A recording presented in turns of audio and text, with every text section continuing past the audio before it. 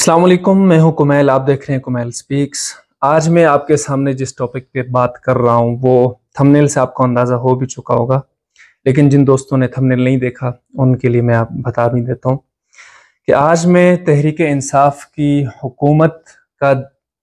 جو تختہ پلٹ ہوا ہے اس حوالے سے بات کروں گا، اور وہ کون سے فیصلے تھے، غلط فیصلے، جن کی وجہ سے حکومت گرنے کے ساتھ ساتھ پوری جو پارٹی ہے وہ تتر بتر ہو چکی ہے۔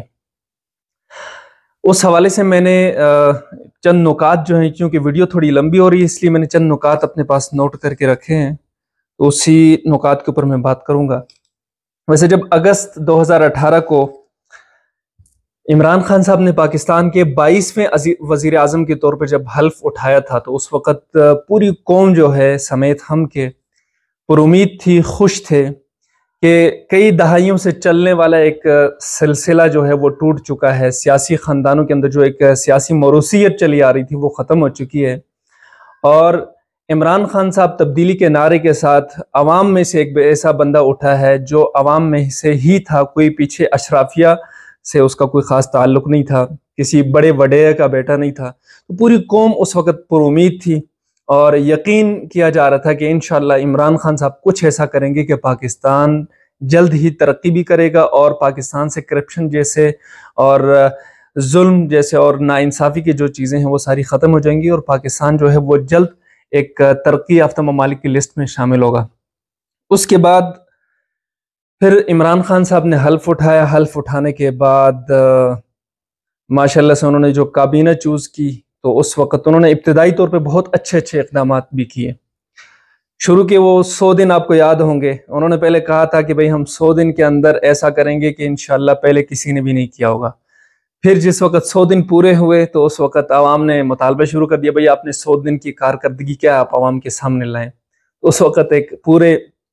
ملک کے جو اخبارات تھے وہاں پہ مین پیج کے ہاف پیج کے اوپر پورا بڑا ایک وہ چھپا تھا کہ ہم مصروف ہیں۔ خیر وہ ایک مذاق تھا۔ ہم اب آتے ہیں ان چیزوں کی طرف جو عمران خان صاحب نے بطور وزیر اعظم جب حلف اٹھایا تو اس کے بعد جو انہوں نے بہت اچھے کام کیے تھے، جو آج تک پاکستان میں نہیں کیا گیا تھا، جو انہوں نے کیا، ان ٹاپکس کے اوپر میں پہلے بات کرتا ہوں۔ ان میں جو سب سے پہلی جو چیز ہے نا وہ ابتدائی طور پہ جو خارجہ پالیسی تھی، یعنی خان صاحب کے دور حکومت کا جو ابتدائی وقت تھا، 2019 کا جو سال تھا، اس سال کے اندر انہوں نے جو خارجہ پالیسیز کے حوالے سے جو کام کیا تھا اس پر پہلے تھوڑی جو ہے وہ بات کرتے ہیں۔ خارجہ پالیسیوں میں جو سب سے پہلی چیز مجھے یاد ہے وہ محمد بن سلمان سعودی جو ولی عہد ہیں ان کا جو دورہ ہوا تھا پاکستان کا، 1000 افراد کے ساتھ پاکستان کے اندر انہوں نے دورہ کیا تھا۔ اس دورے کے بعد جو پاکستانی معیشت کے اوپر مثبت اثرات پڑے تھے وہ اس سے پوری دنیا واقف ہے۔ پھر اس کے بعد جو دوسری اور بھی بہت سی چیزیں ہوئی، لیکن دوسری جو بڑی کامیابی تھی وہ ملائیشیا کے جو صدر تھے، وزیر اعظم یا صدر مہاتیر محمد صاحب جو ہیں، ان کا جو دورہ ہوا۔ پھر اس دورے کے بعد پاکستان کے اندر جو آٹو انڈسٹری ہے اس میں ایک بوم دیکھنے کو ملا تھا، اس میں ملیشین جو برانڈ ہے پروٹون جو برانڈ ہے اس میں پھر بہت سی مطلب اس طرح کی چیزیں آئیں۔ پھر اس کے بعد چائنا سے اور بھی مختلف چیزیں جو آٹو انڈسٹری جو ہے وہاں سے بھی مختلف برانڈز ہے، جیسے چنگان ہے، اور اسی طریقے سے یہ پروٹون جو ملیشین تھا یہ بھی آ گیا، اور کیا وغیرہ اس طرح کے نئے نئے برانڈز پاکستان کے اندر آنا شروع ہوئے۔ اسی کے ساتھ ساتھ پھر جو دوسری کامیابی تھی وہ آئی ٹی انڈسٹری کے اندر، یعنی یہ جو سیلولر موبائل فونز ہیں یا اس سے ریلیٹڈ جتنی چیزیں ہیں اس حوالے سے بہت زبردست اقدامات کیے گئے تھے۔ اس وقت پھر پاکستان کے اندر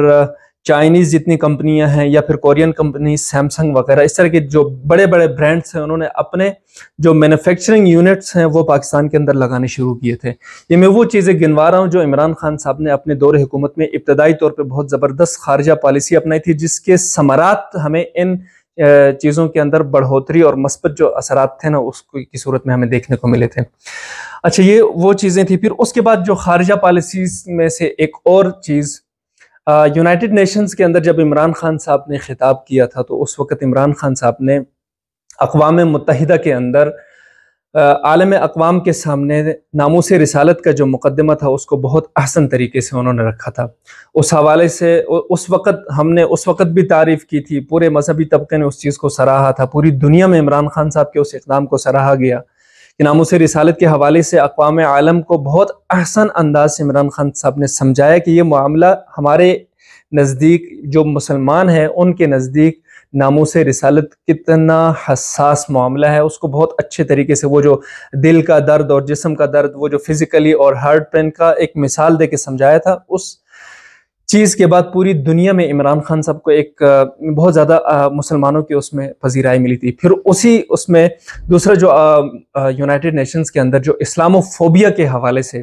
جو قرارداد پیش کی، اور وہی ایفرٹ تھی عمران خان صاحب کی جس کی وجہ سے اقوام متحدہ کے اندر جو ہے وہ اسلامو فوبیا کے حوالے سے پورا ایک دن مقرر کیا گیا، جو اس کے بعد سے لے کے آج تک مسلسل ہر سال منایا بھی جاتا ہے۔ یہ تو تھی خارجہ پالیسیز میں جو عمران خان صاحب کی ابتدائی دور حکومت میں کامیابیاں۔ اس کے بعد جو پاکستان کے اندر جو انہوں نے ابتدائی طور پہ بہت اچھے اقدامات کیے تھے، انیشیلی جو ان کی طرف سے جو ایفرٹس ہوئے تھے وہ بھی میں آپ کو بتا دوں۔ یہ چیزیں میں آپ کو اس لیے ساری چیزیں گنوا رہا ہوں تاکہ بعد میں جو میں خامیاں گنواؤں گا تو اس وقت آپ لوگ اعتراضات نہیں کریں گے، آپ یہ نہیں کہیں گے کہ بھئی خان نے یہ کیا وہ کیا، تو وہ چیزیں آپ کے کہنے سے پہلے میں خود آپ کو گنوا رہا ہوں۔ خارجہ پالیسیز کے حوالے سے جو خان صاحب کے اقدامات تھے وہ میں نے آپ کو بتا دیا۔ اب جو پاکستان کے اندر انہوں نے جو اچھے کام کیے تھے وہ بھی میں آپ کو بتا دیتا ہوں۔ انہوں نے جو سب سے پہلا کام کیا تھا، انہوں نے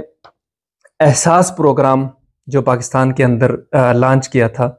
اور احساس پروگرام کے ساتھ جو انہوں نے پناہ گاہیں،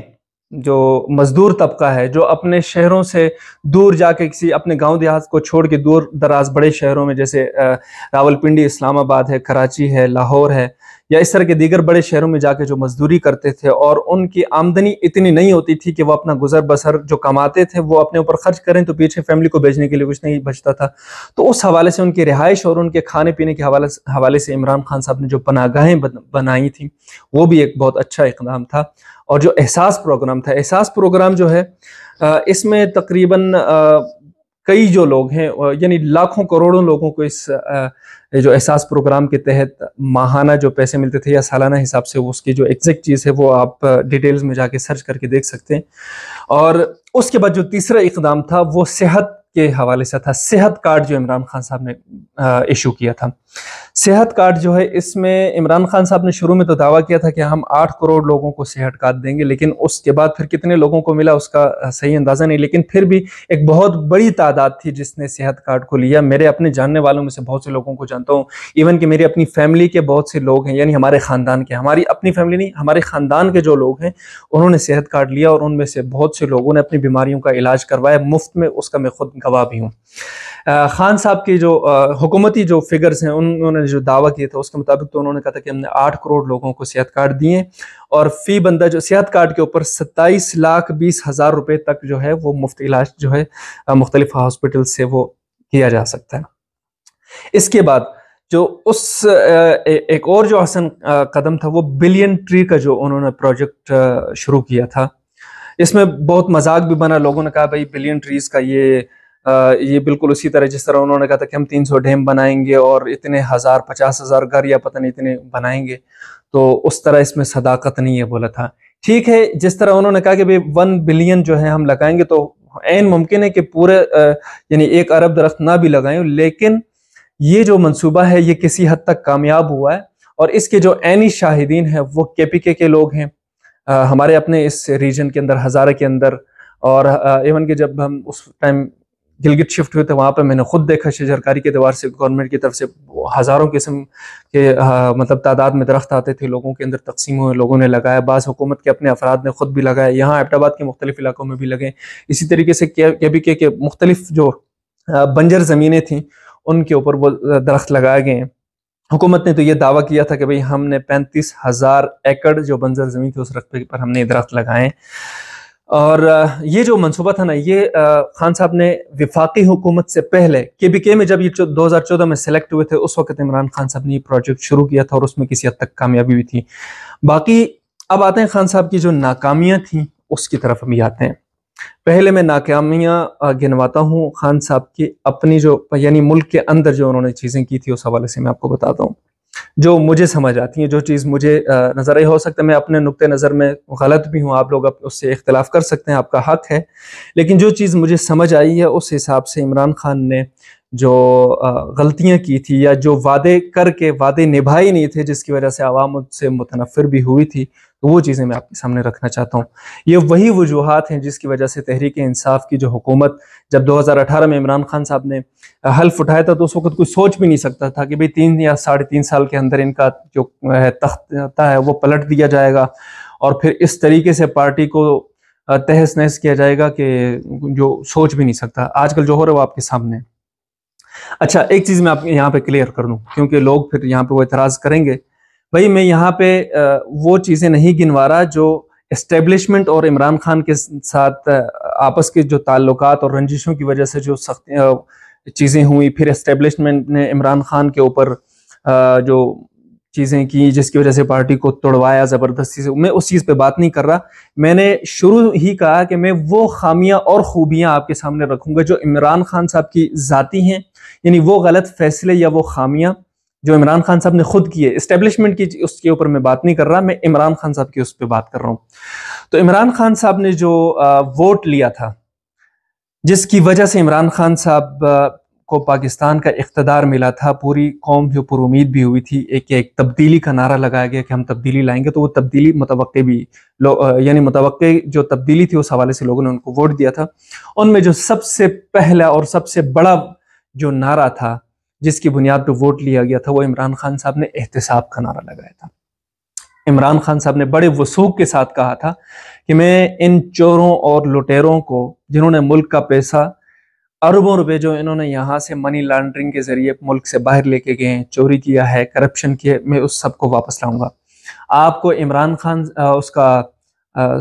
مراد سعید کی وہ تقریر آپ کو یاد ہوگی کہ وہ 200 ارب ڈالر لائیں گے، ان کے منہ پہ ماریں گے، اگلے دن وہ والی تقریر آپ کو یاد ہوگی، مجھے اگر کلپ ملا تو میں لگا بھی دوں گا۔ تو وہ وعدہ تھا جس کی وجہ سے تحریک انصاف کے کارکنان یا پارٹی کے سپورٹر سے ہٹ کے عام عوام نے جو ووٹ دیا تھا نا وہ اس بنیاد پہ دیا تھا۔ انہیں لگا تھا کہ یار شاید خان صاحب پاکستان کے اندر احتساب کا عمل کریں گے اور جو چور لٹیرے ہیں جو انہوں نے واقعتاً شریف فیملی اور جو صرف نام کی شریف ہے اور زرداری، یہ جو دو خاندان ہیں، انہوں نے جو کرپشن کر کے پاکستان کے اربوں روپے حقیقت میں چوری کیے ہیں اور پاکستان کا ملک کا اثاثہ باہر لے کے گئے ہیں، ان کو واقعتاً کیا، اس کا میں خود بھی میں کہتا ہوں کہ کیا ہے، لیکن اس کو جو واپس لانے کے بڑے بڑے دعوے کیے گئے تھے اس وعدے میں عمران خان صاحب بالکل ناکام ہوئے ہیں۔ عمران خان صاحب نے یہ جو وعدہ کیا تھا کہ احتساب کریں گے، اچھا اس چیز میں اس کی میں یہ سمجھتا ہوں کہ اس کی جو بڑی وجہ بنی، عمران خان صاحب نے بطور وزیر اعظم ان کے خلاف اس طریقے سے اقدامات نہیں کیے، بلکہ ایک وہ جو سیاسی مخالفت میں ذاتی انتقام ہوتا ہے نا، وہ پہلو خان صاحب کا زیادہ غالب تھا احتساب کے عمل میں۔ شاید وہی چیز وجہ بنی کہ جس کی وجہ سے وہ ساری چیزیں نہیں ہو سکیں۔ اور دوسرا پھر اپوزیشن اس وقت کی جو اپوزیشن تھی جن کو عمران خان صاحب نے جیلوں وغیرہ میں لانے کی کوشش کی تھی، ان کے ساتھ ہو سکتا ہے ہماری اسٹیبلشمنٹ کی جو ڈیل ہے وہ بھی وجہ بن سکتی ہے، اور عمران خان کا جو ذاتی انتقام کا جو ایک وہ تھا نا جذبہ یا وہ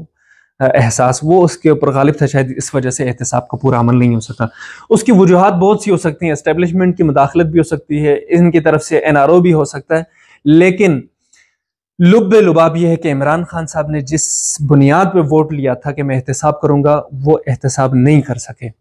اور اسی احتساب کی وجہ سے اب دیکھیں عمران خان صاحب نے دوسروں کا تو احتساب کرنے کی کوشش کی، لیکن عمران خان کے اپنی چھتری کے نیچے کتنے بڑے بڑے سکینڈلز ہوئے، کتنی بڑی سطح پہ اربوں روپے کی جو ہے وہ کرپشن ہوئی ہے، فرا گوگی ہو گئی، اور اس طرح سے جو علیم خان ہے چینی کا آٹے کا جو سکینڈلز ہوا،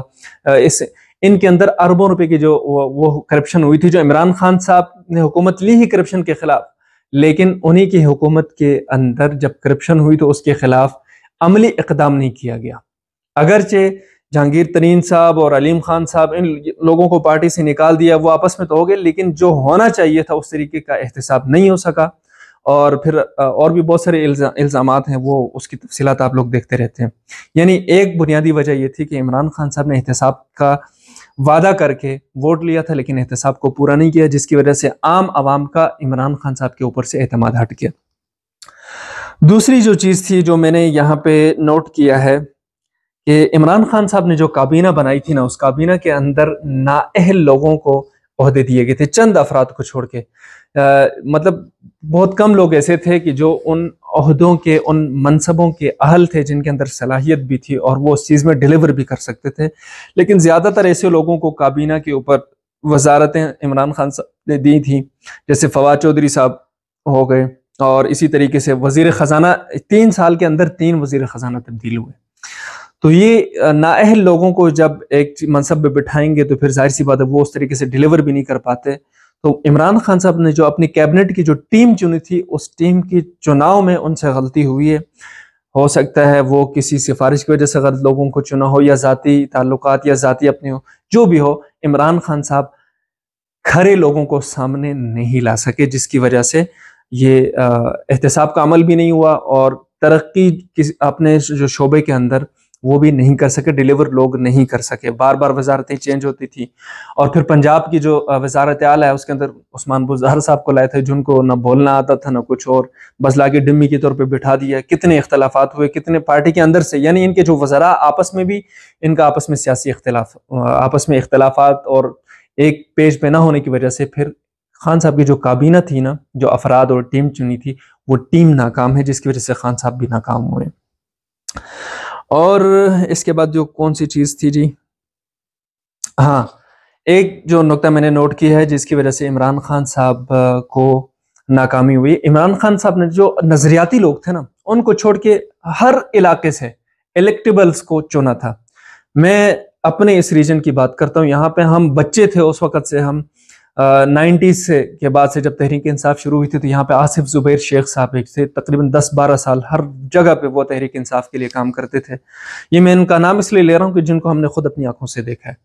جب عمران خان صاحب اتنے عروج پہ نہیں تھے سیاسی اعتبار سے, اس وقت وہ یہاں پہ سٹرگل کر رہے تھے, تحریک انصاف کے لیے نظریاتی لوگوں کو جمع کر رہے تھے. لیکن جس وقت تحریک انصاف کے PK میں الیکشن اناؤنس ہوئے تو اس وقت جو ٹکٹس تھے وہی یہاں پہ جو پہلے سے دہائیوں سے لوگ جو 20-30 سال سے جو خاندان یہاں پہ ایبٹ آباد اور KPK میں جو حکومت کر رہے تھے انہی لوگوں کو ٹکٹس دیے. جو اپنے نظریاتی لوگ تھے ان کو عمران خان صاحب نے بائی پاس کیا تھا. تو یہ بھی ایک بنیادی وجہ ہے جس کی وجہ سے عمران خان صاحب کو وہ لوگ ملے ہیں. ظاہر سی بات ہے جو نظریاتی لوگ آتے تو وہ ان کا ویژن بھی وہی تھا جو خان صاحب کا تھا, تو وہ اسی ترتیب سے چلتے. لیکن خان صاحب نے ترجیح دی الیکٹیبلز کو, تو الیکٹیبلز نے آ کے مطلب ان کے اوپر لیبل تو PTI کا لگ گیا, لیکن تھے تو وہ وہی پرانے چہرے نا جو کئی سلسلوں سے, کوئی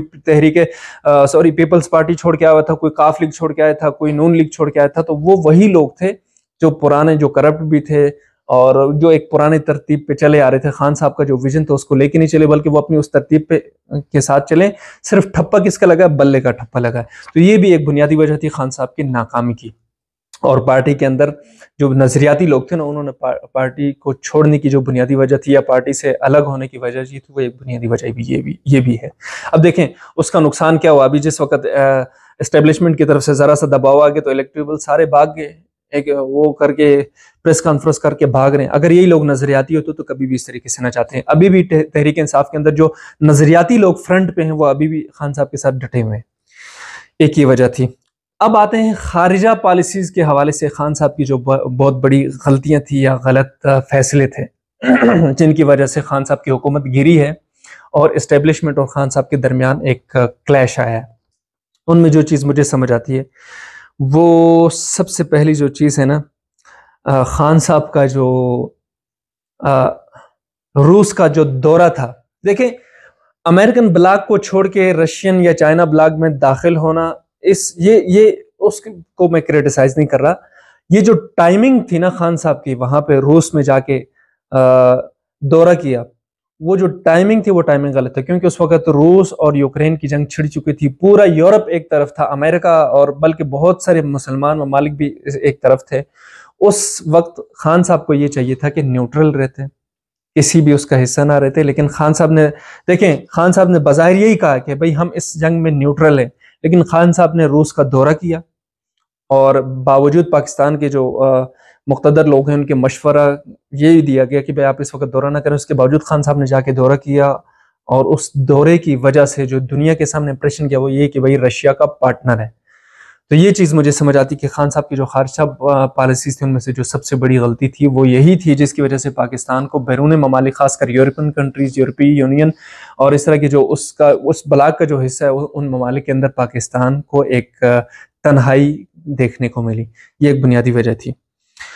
اس کے بعد جو دوسری چیز تھی جو خان صاحب نے، ہاں جی، پاکستان کے اندر جو میڈیا کے اوپر آج ہم سب آواز اٹھا رہے ہیں کہ بھئی عمران ریاض خان کو رہا کریں، ارشد شریف کو قتل کر دیا گیا. یقینی بات ہے یہ ایک ظلم ہوا ہے، آج بھی وہی ہو رہا ہے. لیکن خان صاحب نے اپنے دور حکومت میں بھی میڈیا کے اوپر قدغن لگائے تھے. آپ کو یاد ہوگا حامد میر کا جو شو تھا، ٹاک شو کیپٹل ٹاک، اس پر تقریباً 7-8 مہینے وہ شو بین کیا گیا تھا. اس طریقے سے مطیع اللہ جان والا معاملہ آپ کو یاد ہوگا، ان کو اٹھایا گیا تھا. پھر وہ جو اسد تورو ہے، پتہ نہیں کون سا ہے، اس طرح کے لوگوں کو، یعنی جیسے آج ارشد شریف کے ساتھ ہوا، ان کو بے دردی سے شہید کیا گیا، عمران ریاض خان کو اٹھایا گیا، اور اسی طریقے سے اور بھی بہت سے صحافی ہیں جن کو اٹھایا گیا اور چینلز کو بند کیا جا رہا ہے. یہی چیز یعنی جو آج پی ڈی ایم کی حکومت کر رہی ہے، یہی کام خان صاحب اپنے دور میں بھی کرتے آئے ہیں. آسیہ ملونہ کا جو معاملہ اٹھا تھا تو اس وقت پورے میڈیا کے اوپر بلیک آؤٹ تھا. اسی ترتیب سے اور بھی بہت سارے معاملات تھے جس وقت خان صاحب نے جب اپنے بیانیے کو پروموٹ کرنے کے وقت، جب دوسرے جو لوگ تھے جو آزاد صحافت کرتے تھے یا ان کے خلاف جو بیانیہ تھا، ظاہر سی بات ہے صحافت ہر کسی کا اپنی رائے ہو سکتی، تو ان کے مخالف جو لوگ تھے یا جو ان کی پالیسیز کے اوپر کرٹیسائز کرتے تھے، ان کے شوز بند کیے، چینلز بند کیے. چینل مالکان کو وہ جو کیا ہے میر شکیل الرحمان ہے، کیا ہے وہ، آج تک بھی میرے خیال میں جیل میں ہی چھوٹا یا نہیں چھوٹا مجھے نہیں پتا، لیکن یہ خان صاحب کے دور میں ہی ہوا تھا. اس طرح کی وہ چیزیں جو میڈیا کے اوپر پابندی، میڈیا کو آزادی نہ دینا، یہ بھی خان صاحب کی ایک بنیادی غلطی تھی جس کی وجہ سے خان صاحب کی جو حکومت ہے وہ ڈگمگائی تھی. تو خان صاحب کی ابتدائی جو دور تھا بہت حسین تھا. پھر اس کے بعد جب کایا پلٹ ہوئی تو دیکھا ہم نے کس طریقے سے خان صاحب کی حکومت گری، اور حکومت گرنے کے بعد پھر پارٹی کس طریقے سے ٹوٹی ہے. اس پارٹی کے اندر ٹوٹنے کی وجہ دیکھیں، سب لوگ یہی کہیں گے کہ بھئی یہ اسٹیبلشمنٹ نے توڑا ہے. ٹھیک ہے، مانتے ہیں اسٹیبلشمنٹ نے توڑا ہے، لیکن اگر یہی لوگ نظریاتی ہوتے نا تو نہ ٹوٹتے. یہ الیکٹیبلز تھے، وہی کرپٹ لوگ تھے جو لوٹے تھے، ان کو خان صاحب نے اٹھا کے اہم عہدے دیے. آج وقت آنے پہ انہوں نے خان صاحب کو بھی لات مار کے چھوڑ کے چلے گئے. تو یہ آج کی ویڈیو کافی لمبی ہو گئی، لیکن یہ وجوہات میرے سامنے تھی کہ خان صاحب کی جو حکومت ٹوٹی ہے اور پارٹی جو شیرازہ بکھر گیا ہے نا، اس کی جو مین وجوہات مجھے سمجھ آ رہی تھی وہ یہ چند نکات تھے جو میں نے آپ کے سامنے رکھے ہیں. امید ہے آپ لوگ کو یہ ویڈیو پسند آئی ہوگی. آپ اس سے اختلاف بھی کر سکتے ہیں. آپ اس ویڈیو کے متعلق اپنی جو رائے ہے اس کو آپ کمنٹس کی صورت میں کر سکتے ہیں. انشاءاللہ پھر نیکسٹ کسی دوسری ویڈیو میں ملاقات ہوتی ہے. تب تک اجازت دیجیے. اللہ حافظ.